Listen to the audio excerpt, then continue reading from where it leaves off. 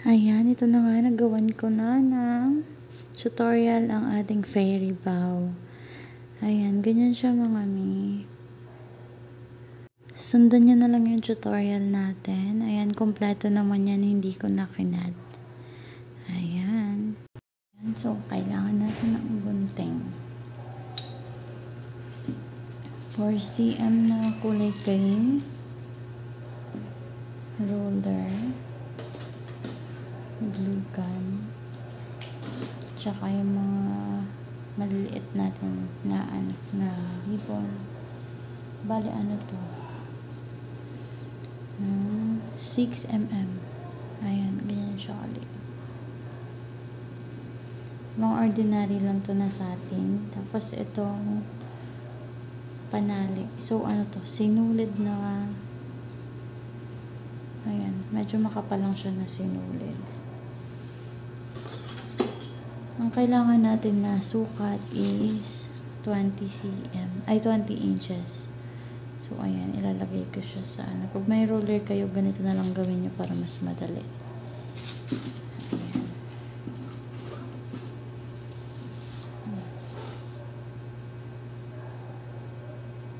Isakto na lang siya dyan.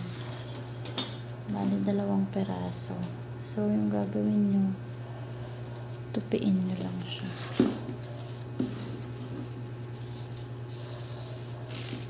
Basta 20 inches siya.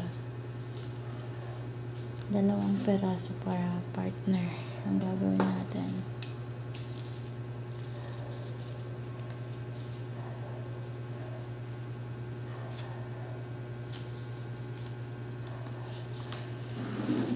At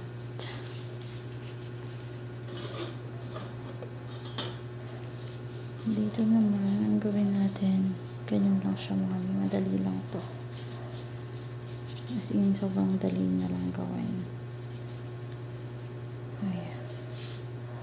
Ipantayin nyo lang. Para may palatandaan kayo, tupiin siya dito. Para magkaroon siya ng line. Para yan na yung pinakagitna nyo. Ayan, pag ganyan siya mga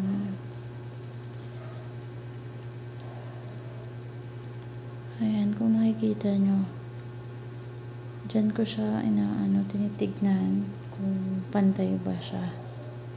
Ganyan. Bali, pag ganyan lang siya. Pag ganyan lang siya. Tapos, tupiin.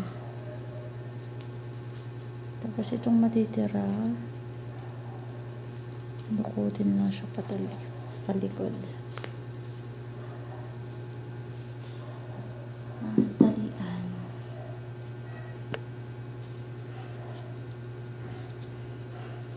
Depende sa inyo kung ano yung panalit na meron kayo. Pero pwede din yung ribbon na maliliit na lang din ang itatali ninyo. Ayan, ganyan siya. Madali lang to gawin. As in, super bilis naman talaga.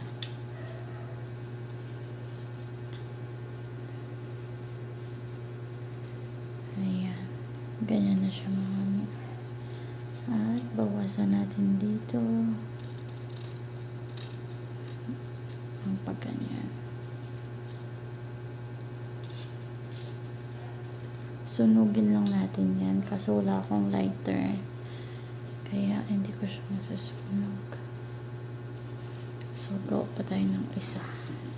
Ganun lang din naman. Tupiin nyo lang siya dito. Ayan, tupiin nyo lang siya. Tapos, yung unang gawa nyo, yun yung gawin yung sukatan. Katulad na neto. Ayan. Ganyan lang ginagawa ko. Pagka feeling ko sakto na siya, pwede na yan, talab na yan. Tapos, ulit lang din, tupi-tupiin lang din siya. At ito, tupiin lang din para matago. So, diba? Magkasing laki lang sila.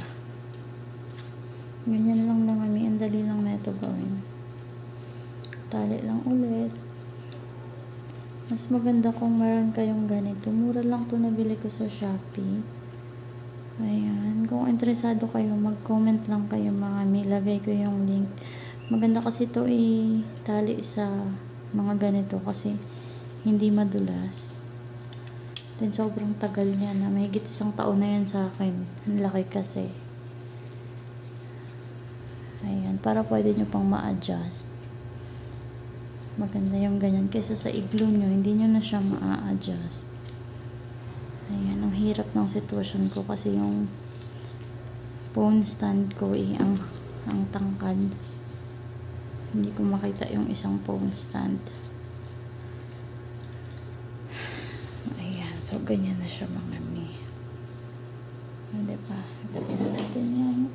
Ang gagawin natin is ganito naman. Kung anong kulay yung gusto nyo, yun na lang yung gamitin nyo. At kung anong kulay yung meron kayo dyan naman. So, yung gagawin natin, yung ifo-front natin is purple. Ay, lavender ba to? O purple. Tapos, red. Ipahuli natin yung red. Ang sukat naman nito is 12, bali 24 inch tong sukat nyo mga mi. Depende sa inyo kung gaano kahaba yung gusto nyo. Pero yung sa akin is 24. Pag nagsukat ako gamit yung ruler, ganito ginagawa ko. Ayan, para mas madali. So, bali 2 ganito. 2, 24. Ayan, ginaganyan ko na siya para mas madali siyang sukatin. Isang ano na lang, isang gupitan. Tapos, ang gulo ko. Pwede na yan.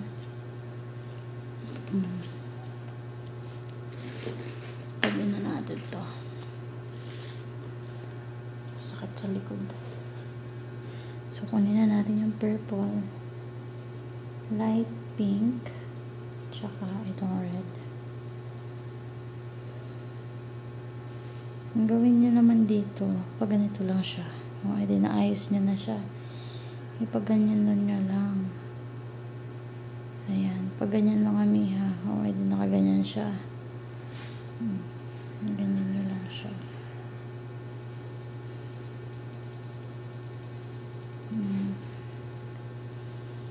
Tapos, ganyan.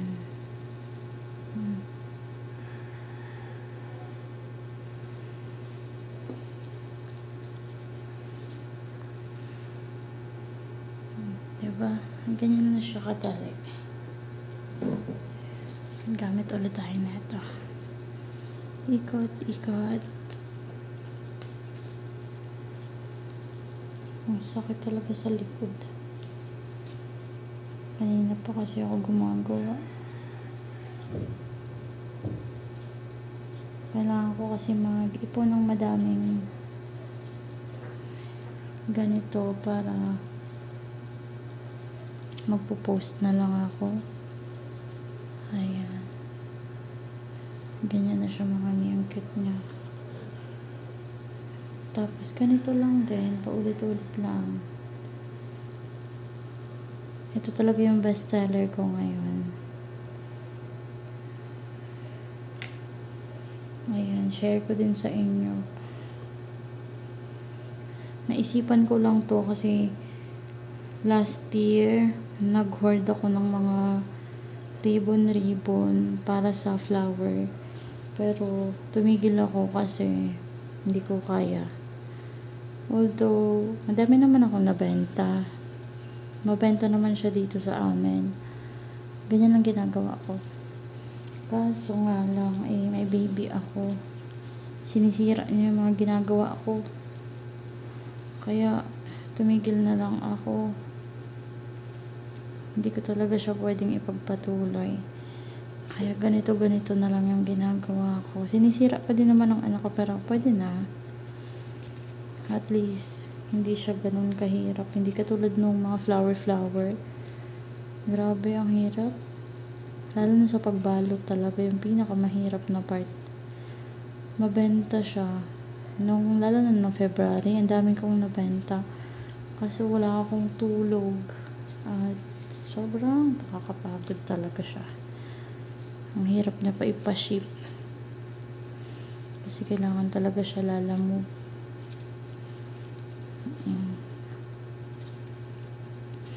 Ayusin nyo lang yung ganito niya mga mi. Kasi minsan nagtatabing siya. Ayan na siya. Hindi pa. Ang cute niya na. Then sa clip naman, ang gamit ko is 4cm lang talaga siya. Kaso, wala na dun sa binibilhan ko ng 4cm. Kaya ito na lang. 4.5 naman to. So, ang gawin nyo lang is maglagay kayo ng glue. Oops. Ang hirap talaga ng ano ko dito. Ayan, pagkanyan. Dahil nga terno to, magka-partner, ang gagawin nyo, ganyan lang din. Tapos, lagyan ng glue. Sa kabila naman, ito. Ganyan naman siya. Sa kabila naman yung hawakan niya. Para ganyan siya mga mi. Ayan. Oh my God, sakit ang likod ko. Para naman sa, ano niya, sa gitna, magugupit lang tayo na ito. At, hatiin. Ganito ginagawa ko, hinahati ko na lang siya.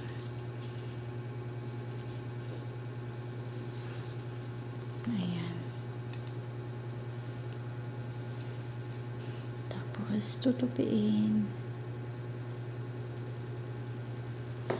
Hindi naman siya kailangan ng malaking-malaki talaga. Kahit ganito lang siya kaliit. Ganyan. Oh my gosh. Naubos yung glue stick ko.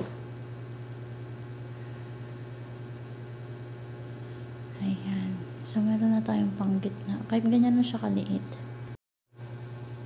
Ayan. Kahit ganito lang siya kaliit.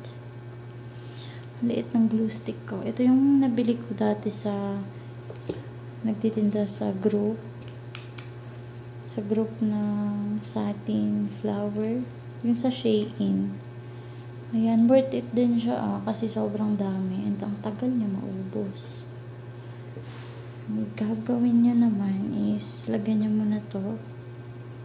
Ayan, nilalagyan ko ng glue muna yan para lagay ko siya dyan. Oh my God. Ayan. Diba? Ang cute. Tapos pala mga mi, nilalagyan ko dito ng glue. Kasi minsan, pag hinatak mo yung ribbon, yun yung mga una kong nabenta. Nakakahiya. Palpak yun. Ang dami pa naman. Ganito pa lang gawin niya mga mi. Oh my God. Ayan. Lagyan nyo siya ng glue. Ayan, lagyan nyo siya ng glue at ito na rin. Huwag lang sobrang dami mga mi para hindi kita. So, ganyan lang siya. Super cute na talaga.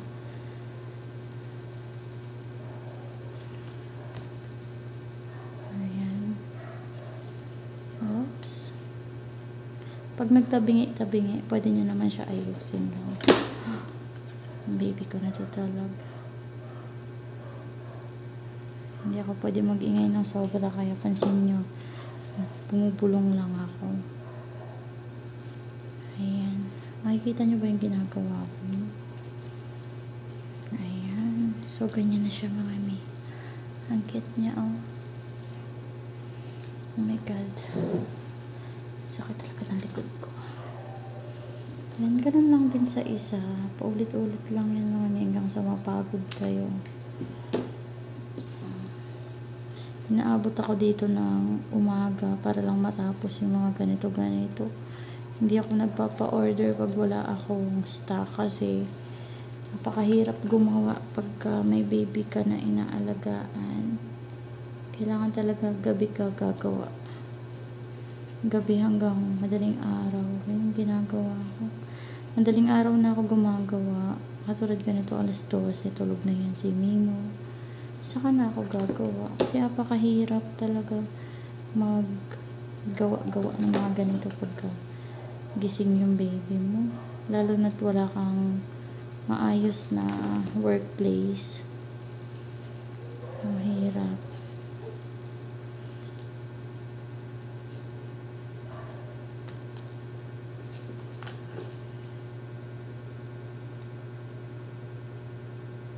Ayan. Kontian nyo lang yung glue mga miya. Sakto lang yung didikit. Kasi, para hindi matungis. Oh, ang cute. Ayan, ganito na siya. Wait lang. Ito lang yung lagayan ko. Mura lang ito mga miya sa Shopee. Ayan, lagay ko yung link kung gusto nyo rin ng ganito.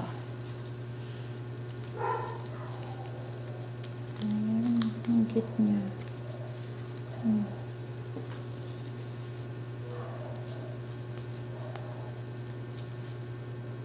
Madali lang siya gawin. Ayan na siya mga mami. Perfect. Ang ganda niya. Dumikit pa. Anuhin nyo lang dito yung dulo niya. Sunugin nyo lang para hindi matastas. Diba? Napaka-cute. Ayan. Nung una ko talagang ginawa to. Na-inlove ako sa gawa ko. So, parang ganda niya. Ang simple lang ng materials niya. Mura. Kasi lang naman siya ribbon na ordinary. Pero, tignan niyo naman. Napakaganda ng pinalabasan niya. Tapos, ang social niya, tignan dito sa lagayan. Mura lang ito mga mi. Parang nasa 100 pieces. 200 pieces. 100 pesos. Bili ko dito. Nakaipon ako nito ng 100 pieces. 500 pieces pala yung naipon ko nito simula ng 2022. Ayan. Tapos, nagdagdag na lang ako hanggang sa dumami ng dumami. Ayan, thank you so much mga mi sa panonood. Ayan. Comment kayo mga mi kung may may papagawan kayo ng video. And comment kayo kung hanggang saan umabot ang aking video. Kung taga saan kayo mga mi. Ayan, thank you so much.